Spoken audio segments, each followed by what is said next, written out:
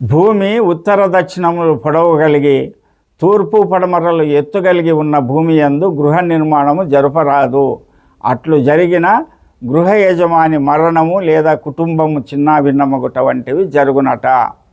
ఎలాగంటే భూమిలో ఉత్తర దక్షిణాలు పొడవు కలిగి ఉండి తూర్పు పడమర ఉత్తరము దక్షిణము, భూమి ఇలా ఉత్తర దక్షిణాలు పొడవు కలిగి ఉండి తూర్పు వైపు పడమర వైపు ఎత్తు ఉన్న స్థలములో మధ్య పల్లమున్నప్పుడు గృహము నిర్మింపరాదు. ఇక్కడ నిర్మిస్తే యజమాని మరణము లేదా కుటుంబము చిన్నాభిన్నమవుతుందని తెలియజేశారు.